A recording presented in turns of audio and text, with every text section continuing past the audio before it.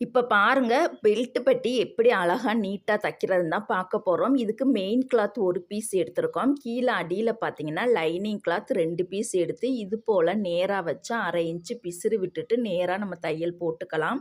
இப்ப பிசிறையும், லைனிங் கிளாத்தையும் நம்ம கையோட ரைட் சைடு வச்சுட்டு, லைனிங் கிளாத் மேல ஒரு படிமான தையல் போட்டுக்கலாம்.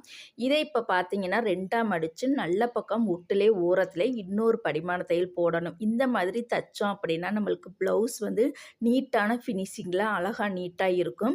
இப்போ பெல்ட் பட்டியோட ஹைட்டான பகுதியை நம்ம கையோட ரைட் சைடு வச்சுக்கலாம். இதுக்கு பாருங்கள், கரெக்டாக 3.25 இன்ச்சில் மார்க் பண்ணுறேன். இந்த ப்ளவுஸோட ஹைட்டு பார்த்திங்கன்னா கரெக்டாக 12.5 இன்ச்சு 12.5 இன்ச்சு ஹைட்டுக்கு கிராஸ் பட்டியோட தைச்சதுக்கப்புறம் அதோட ஹைட்டு பார்த்திங்கன்னா கரெக்டாக 3.25 இன்ச்சு வரும். கப்பகுதியும் பெல்ட் பட்டியும் இணைக்கும் பொழுது இணைச்சதுக்கப்புறம் அதோட உயரம் பார்த்திங்கன்னா 2.25 இன்ச்சு வரணும். Okay, thank you.